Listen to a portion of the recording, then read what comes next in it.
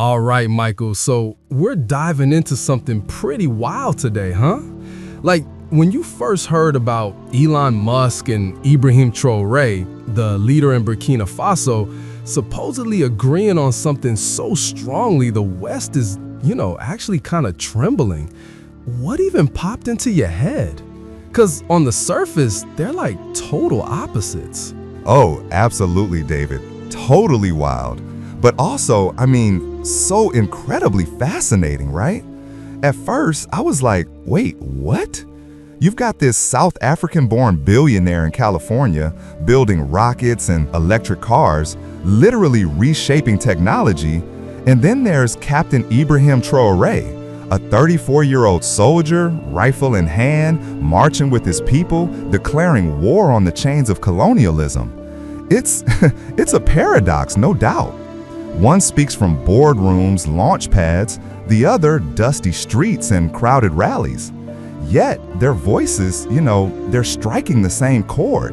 And that right there exposes a truth that the West would really rather bury. Yeah, it's wild, because it makes you wonder what that truth even is then, if it's got these two completely different figures on the same page.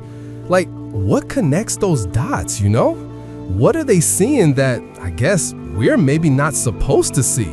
Or that the West is actively trying to, kind of gloss over? Well, for those of us who lived through the civil rights movement, who heard Dr. King's dream and Malcolm's warning, this paradox, this actually feels very, very familiar, David.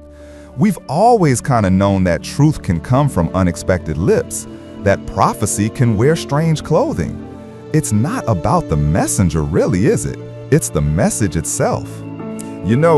Back in the day, figures like Patrice Lumumba once stood in Leopoldsville, and he dared to speak of African freedom. Then, later, Thomas Sankara declared that Africa must no longer beg for bread, that it needs bread baked with its own wheat. And now, decades later, that echo returns, this time from a billionaire and a revolutionary soldier. It's like history's repeating itself, but with new characters, if you catch my drift. So what's that message exactly? What are they echoing from these historical figures? Is it about, breaking free from external control, or is it something even bigger than that? It's both, actually. Musk, in his own way, has kind of broken ranks with the polite fictions of the West. He's saying aloud what Wall Street whispers behind closed doors. Whoever controls energy, lithium, cobalt, uranium, they're the ones who will control the future. He points to Africa not as charity, but as the core of tomorrow's economy. And Traoré, with literally fire in his eyes, he reminds the world that Africa will no longer surrender its soil while its children starve. Their languages differ, but their message converges fundamentally. The empire depends on extraction, and the day of reckoning is absolutely near. Wow. So it's really about resource control then, and not just physical resources, but also you mentioned the digital future. Is that part of Musk's warning too? That if Western nations lose control over that, they risk collapse? Precisely. He's warned that Western nations risk collapse if they lose control over energy, rare minerals, and the digital future. It's an entire ecosystem of dependency. And that's where Traoré's message dovetails perfectly. Africa will no longer feed empires while its children starve. It's the illusion of eternal dominance, David, that's finally beginning to crack. So, you see, it's no longer just Africa speaking, It's not just Silicon Valley whispering. It is truly a chorus that unsettles capitals from Paris to Washington. The question that remains for us, though, is urgent. If Elon Musk and Ibrahim Traoré, two men divided by culture, race, and destiny, can see the same storm approaching, will we, the descendants of struggle on both sides of the Atlantic, have the courage to face it? That's a really deep question, Michael. It makes me think about how memory has a way of braiding rivers together, even when they begin on different continents. You're talking about the civil rights movement in America and the African independence struggles, right? Were those like two separate rivers that just happened to be flowing, or was there more of a connection? That's a brilliant way to put it, David. They were two rivers running parallel, absolutely, each carrying the cries of a people who refused to remain bound. One river flowed through Montgomery, Selma, Detroit, and Memphis. The other surged through Accra, Kinshasa, Ouagadougou, and Algiers. And though oceans separated them, the water spoke the same language: freedom, dignity, self-determination. They were interconnected, believe it or not. Wow. So it's like the fight for civil rights here was mirroring the fight for independence over there.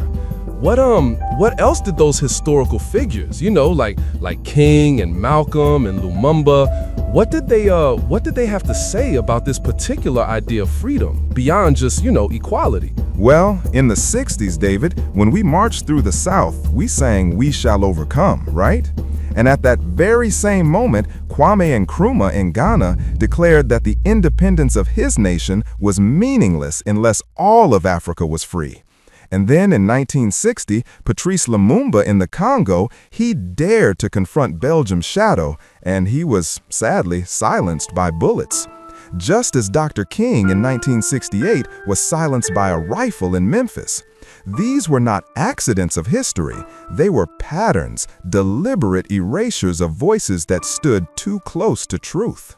So you're saying that these leaders, they weren't just fighting for civil liberties. They were fighting for something bigger, something about economic control and true sovereignty, right?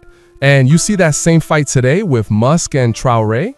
Absolutely. The names still burn. Malcolm X, who warned us that integration without liberation was a cage with painted bars. Thomas Sankara, who told Burkina Faso that borrowed aid was nothing but a new shackle. When Malcolm raised his fist in Harlem and Sankara planted trees in Ouagadougou, they were both telling us that freedom without control of our own resources, whether land, labor, or gold, was an illusion. And this is precisely where Musk and Traoré enter the frame, David, as unlikely heirs to that same vital conversation. That's a powerful connection. So it's really about like self-determination in its truest form. Not just political, but economic too. What kind of a response is this unexpected alignment getting from, the traditional powers, the West, that you mentioned are trembling? Oh, the West hears this, David, and it feels the ground shift. Because it's one thing for African leaders to mutter about sovereignty while signing contracts in Paris. It is another for a man as young as Traoré, emboldened by the legacy of Sankara, to say it with steel in his voice and millions of people behind him. And when that same message finds strange resonance with, the billionaire in America who has nothing to gain from colonial illusions, well, the shock is complete. So they're seeing a challenge to their established order, their way of doing things. What does history tell us about what happens when leaders, especially young ones like Traoré, start making these kinds of demands? Traoré's path is perilous, He knows the history of betrayal. He's spoken openly of Sankara's assassination, of how foreign powers and local collaborators conspire to end a dream. His youth makes him a symbol, but it also makes him a target. Already, the Western press paints him as reckless, radical, dangerous. Labels we have heard before, David, slapped on Malcolm, on King, on Lumumba. The script of empire does not change, only the actors do. But here is the truth the empire fears most. Traoré is not standing alone. So if the West sees this as a threat to stability, what kind of actions are they taking against Traoré or others who share his vision to try and maintain that stability? Well, you see, his words have resonated across Africa, sparking solidarity with Mali and Niger, igniting a chance of liberation that stretched from Dakar to Kinshasa. And across the ocean, among African Americans who still bear the scars of civil rights, his defiance stirs old memories. It reminds us of the nights when we risked jail for freedom rides, when our pastors thundered that God had not forsaken us, when we too believe that history could be bent toward justice if we were willing to bleed. So, who is Ibrahim Traoré? Right. Who is he really? Is he like a new kind of prophet, or is he just a symbol that's kind of been amplified by this moment? He is not a savior, David, not a saint. He is a man carrying both the fire and the scars of his people. But he is also a mirror, reflecting Sankara, reflecting Malcolm, reflecting the truth that empires cannot bury forever. He stands as proof that the struggle has not ended, that the voice of Africa is not silenced, that the same questions that haunted our marches in the 60s still haunt us today. And perhaps that is why his name, unknown in Western boardrooms just 2 years ago, now carries the weight of prophecy, because he embodies the oldest truth of all. The empire fears most not the powerful, but the honest. It's a very simple truth, but a profound one. That's heavy, Michael, and it really kind of brings it back home, doesn't it? This isn't just about Africa. It's about, our own history here too. The question is whether we will answer his echo, David, or let it fade into another forgotten grave. The struggle today is not fought with chains clinking in cotton fields, nor with signs reading "whites only" nailed to doors. It is fought in markets, in media, in minds buried beneath African soil, and in the digital streams that carry voices across oceans. And at the center of this modern battlefield stand two unlikely figures: Elon Musk, wielding satellites and algorithms, and Ibrahim Traoré, wielding the courage of a people weary of plunder. This convergence should not surprise us. It really shouldn't. It's like different tools, same tactic, right? Like discredit the voice before the message takes root. But what shakes the West the most then about this particular defiance? It's not only that Traoré defies him, David, it is that his defiance resonates. In Niger, crowds have torn down French symbols. In Mali, leaders echo his calls for sovereignty. In America, young black activists watch clips of his speeches and hear the same fire that once burned in Malcolm's voice. And when Musk, of all people, warns that the West's addiction to foreign resources will break it, the message strikes a chord even in boardrooms. The present struggle, then, is not isolated. It is not just Burkina Faso versus France, nor Musk versus regulators. It is a global reckoning over control of land, of speech, of truth itself. And in this reckoning, silence is complicity. So silence is complicity. That's a very clear message. What does that mean for us then here in the West in terms of action? So we must ask ourselves, David, will we stand back and let history repeat, watching another Sankara fall, another voice erased? Or will we, across the Atlantic, remember that our freedom has always been bound to Africa's fate? Because the same empire that redlined our neighborhoods is the empire that drains Africa's soil. The same silence that let them kill Malcolm is the silence that buries Lumumba. The choice is before us. Hope has always been the ember we carried in our hands, even when the wind howled to extinguish it. From the slave ships to Selma, from Soweto to Ouagadougou, our people have held on to a stubborn flame that says tomorrow can be different. Yet history also teaches us the danger of silence, the peril of forgetting. For every spark of hope, there is also the shadow of betrayal, the threat that empires will strangle the new dawn before it breaks. So if we choose to rise, what does that actually look like then? Like practically, what should we be doing? 3 things, David, as clear as the gospel. First, we must pass the memory forward. Tell our children and grandchildren not only of King's dream, but of the blood that watered it. Tell them of Lumumba, of Sankara, of the voices silenced because they told the truth too soon. Without memory, hope is fragile. With memory, it is fireproof. Second, we must forge solidarity across the Atlantic. Understand that the fate of Harlem is tied to Ouagadougou, that the red lines on our housing maps and the red dust of Africa's mines are drawn by the same hands.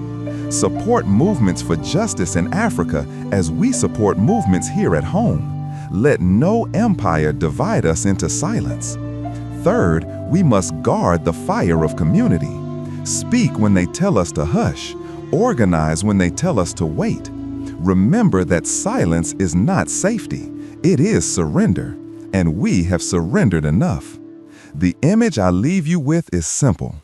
An elder's hand, wrinkled, scarred, reaching down to clasp the hand of a youth with eyes full of tomorrow. Between them a torch, between them a flag sewn back together, between them the future our martyrs dreamed. They tried to erase their names, but they forgot we write history not with ink, but with fire. The question remains, will we burn brightly enough to light the road ahead? And with that, thanks for joining us, and continue to like, subscribe, and share, and we'll see y'all later. To God be the glory. Indeed, David. May we all find the courage to carry that torch, remembering that the fire of truth, once lit, can never truly be extinguished. Let us guard it well, and let our actions be the answer to the questions history still poses. Powerful words, Michael. It's been an incredibly insightful discussion today, peeling back the layers of history to show us the path forward and the urgency of the present moment. Thank you for sharing your wisdom and perspective with us. My pleasure, David. The conversation must continue, and the work too. Absolutely. And to all our listeners, remember those 3 vital things Michael shared. Pass the memory forward, forge solidarity, and guard the fire of community. Your voice matters. Don't be silent.